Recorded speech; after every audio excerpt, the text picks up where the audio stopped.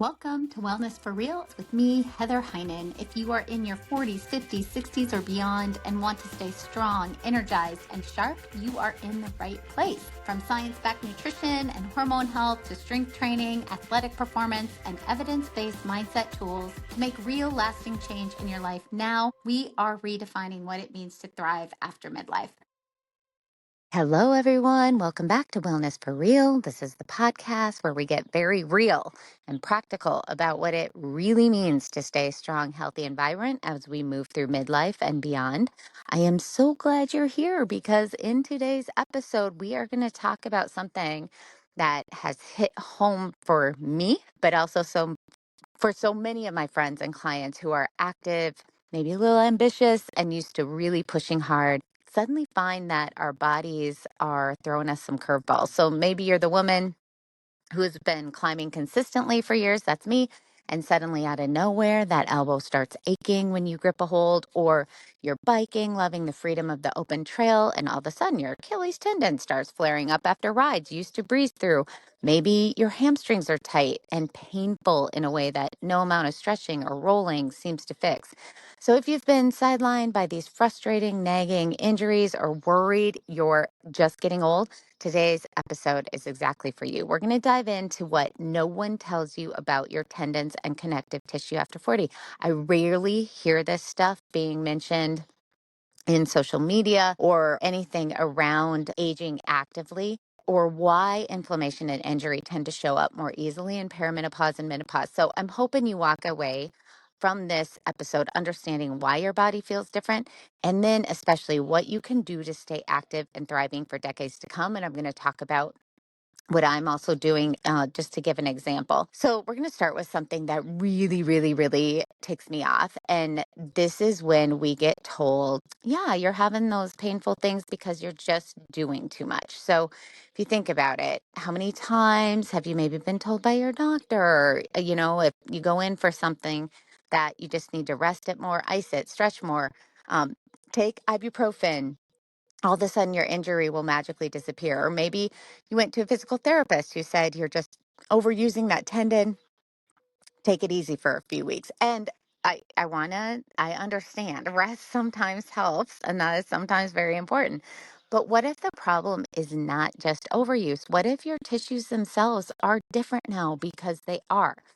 So as you all know, if you've been listening to this, I'm a pretty passionate rock climber. I've been climbing since my late 20s. I took about 5 years off in my 40s there, but kind of back at it. I've always, taken decent care of myself, particularly, and I would say the last 10-ish years. And really, really taking care to warm up right. I've always lifted weights. But then I had this specific thing that happened to me this spring after a bouldering trip where all of a sudden I had this pretty severe bicep tendonitis. I mean, it was so severe. I was like, did I tear something? I didn't, thank goodness. But, I just had this thing where I hadn't experienced this before. And I, researched it, and I made sure I was doing everything I could.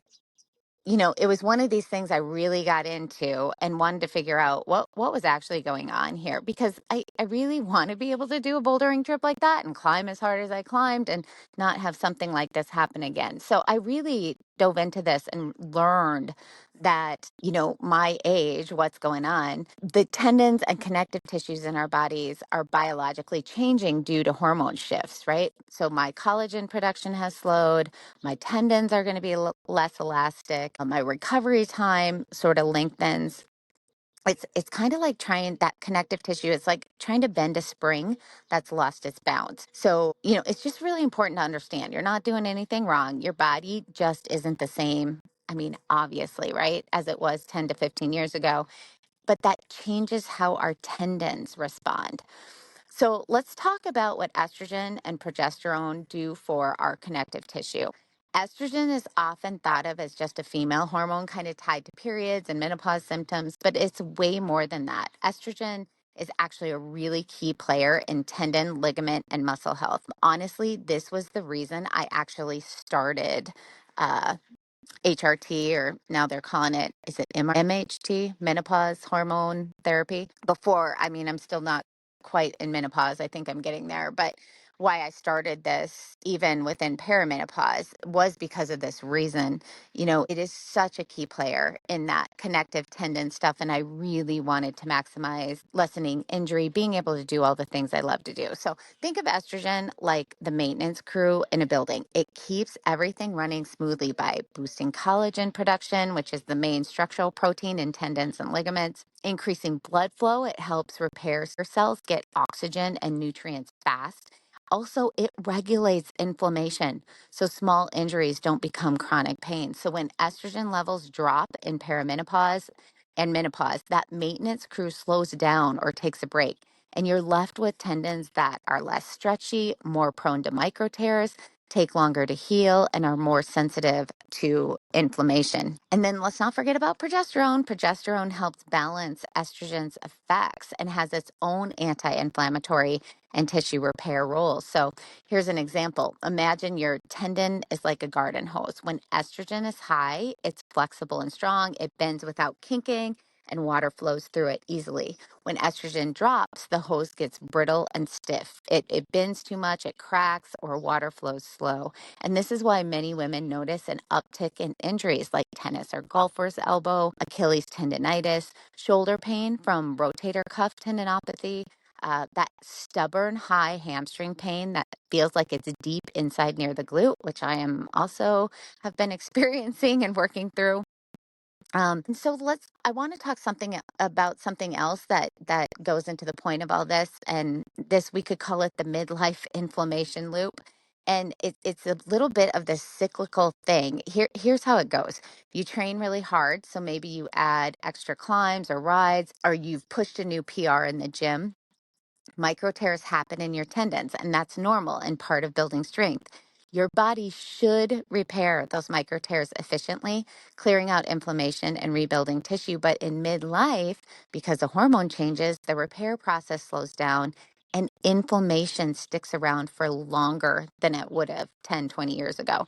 So the lingering inflammation irritates the tendon more, making the pain last. So you maybe try stretching or foam rolling to fix it. The pain comes back, sometimes worse. It can get so frustrating because it feels like you're doing everything right, but the injury just won't heal. And this loop can lead to chronic tendon pain and sometimes even cause you to back off from activities you love, which for any of you who live a very active lifestyle, this is actually really heartbreaking. It really can take an emotional toll on us too.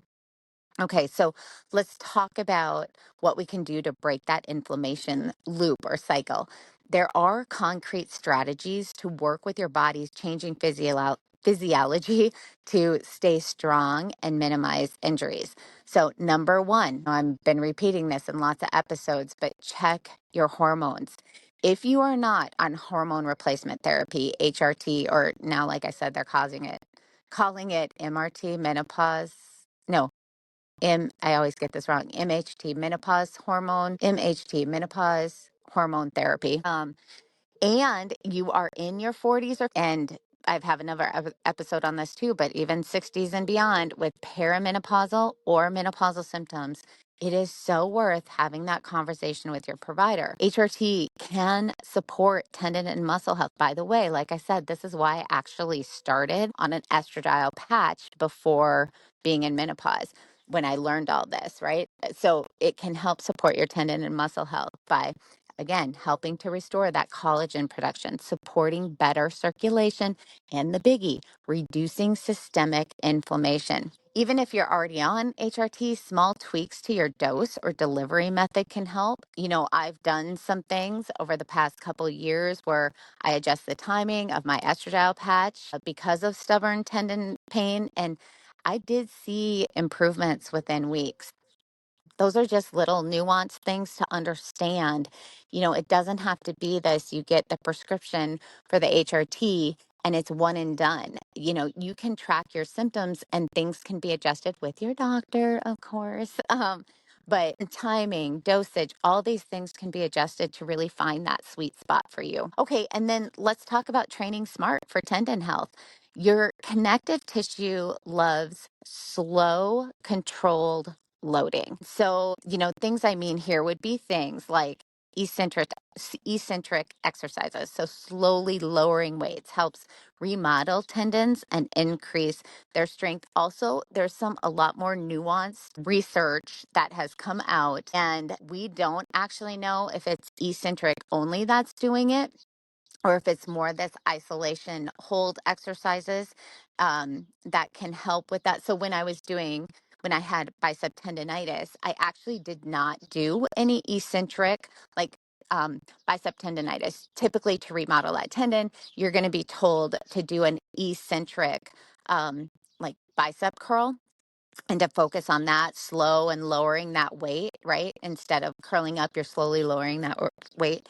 But when I really dove into this, and I might do an episode where we can geek out on it, but actually what I did instead, I did not do eccentric loading, but I would do just like a hold. Let's see, I would stand 90 degrees to a wall and just press in a 90-degree angle with my arm, just press into the wall and hold it there for a few seconds, release, do it again. So it's more that holding phase that we now know probably actually works even better in regards to remodeling tendons and increasing their strength. Again, if you have something that's bothering you, you'd want to get into some of that to figure out what method might work best for you. So those isometric holds, again, like wall sits, planks, things like that can really calm pain and strengthen without overloading. Avoid overstretching, which can really aggravate tendons. So this was another issue that I did when I had that bicep tendonitis. At first, I wasn't sure what was going on. It's just some pain in the front of the shoulder. I thought, oh, maybe I need to stretch it. That was really bad idea. Bad idea. So just know to avoid overstretching, which can really aggravate that spot that's bothering you. And then we really want to support with nutrition. So again, collagen supplements paired with vitamin C before, they're saying about 30 minutes before a workout can support tendon repair. I know there's been some stuff recently coming out that says to collagen. I'm not convinced. I think there are enough studies out there showing that it is probable this is helpful. I mean, all this stuff changes. I have the right to, or I reserve the right to change my mind over time. But right now, with what we know, I'm going to continue my collagen paired with vitamin C before. I usually do it before my finger training workouts in the morning. And then the biggie that we do know for sure is do not skimp on your protein. So aim for 1.2 to 1.6 grams of protein per kilogram of body weight per day to support muscle and tissue repair. I honestly usually tell people 1 gram of protein per lean pound of body weight. So, if you're maybe around 150 pounds, you could use the rule of thumb of 1 gram per pound of body weight. That'd be 150. But at minimum, if you think about lean body mass with a fairly active 150-pound person, maybe we're talking more like you at least get in 120 grams of protein. And then, of course, prioritize recovery and sleep. So nothing beats quality sleep for recovery. And by the way, if you are not sleeping well, progesterone can be a big help here because of its calming effect, taking oral progesterone before bed. If you're not sleeping well, your inflammation goes up and healing slows way down and can start that cycle of inflammation that I talked about.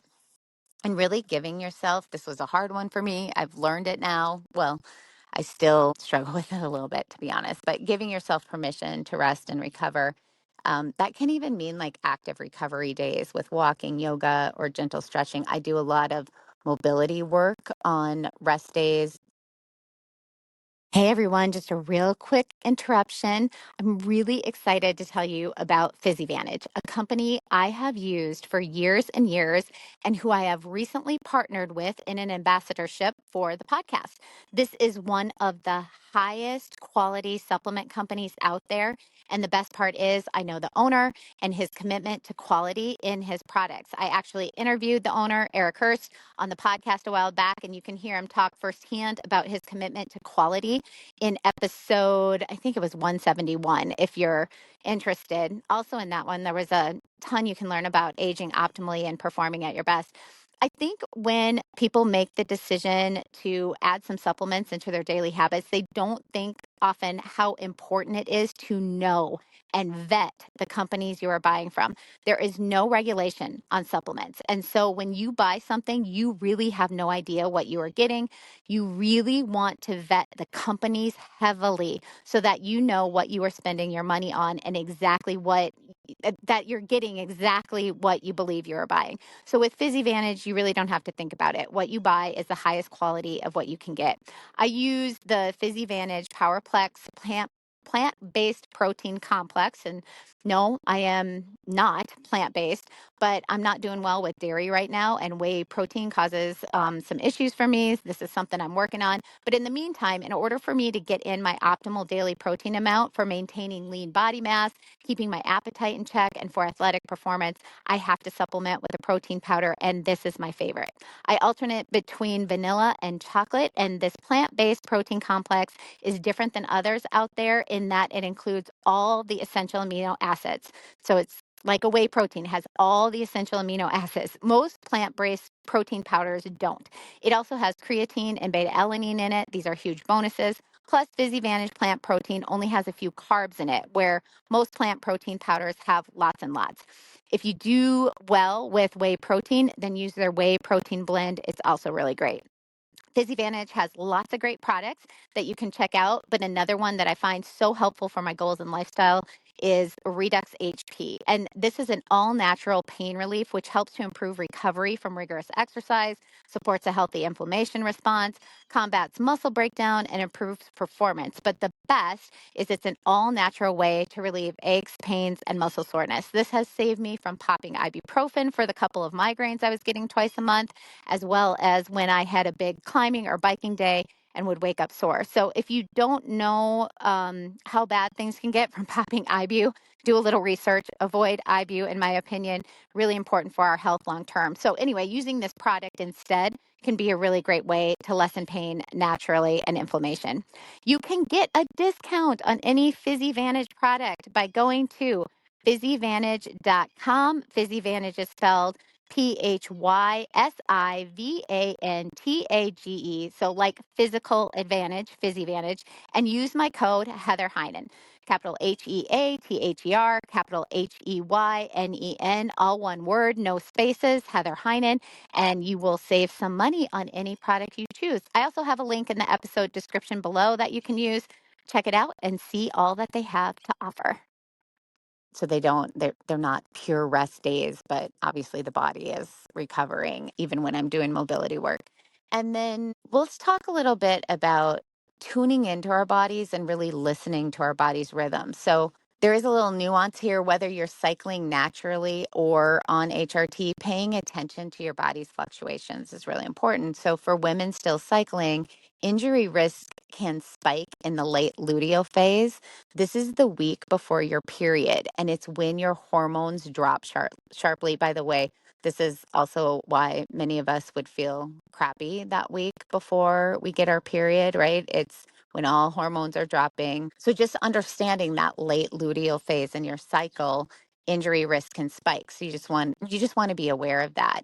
If you're on HRT, especially cyclic progesterone, you may notice off days where strength or stability dips, and use those as cues to just dial back the intensity on those days. Training smart, it's not about being less ambitious. It's about being really strategic and sustainable.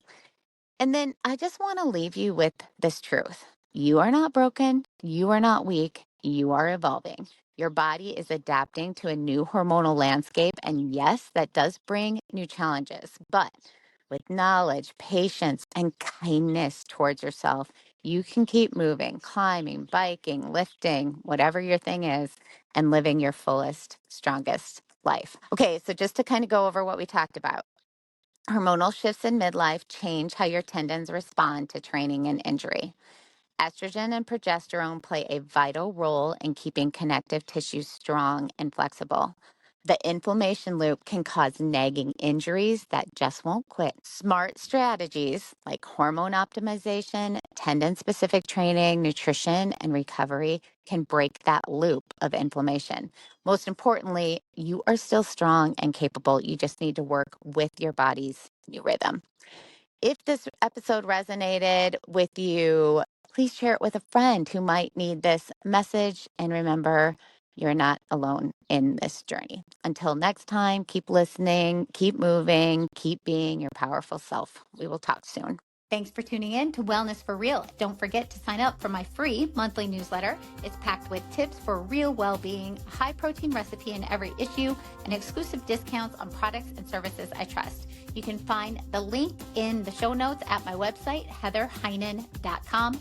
Let's stay connected. Follow me on Instagram at Heynen Counseling and Coaching, on Facebook at Wellness for Real, and catch more content on YouTube. And if you're enjoying the show, please rate, review, and share it. It really helps others find the support and inspiration they need to thrive after midlife. The information in this podcast is intended to provide a broad understanding and knowledge of healthcare topics.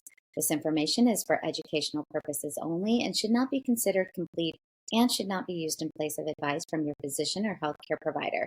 We recommend you consult your physician or healthcare professional before beginning or altering your personal exercise, diet, or supplementation program.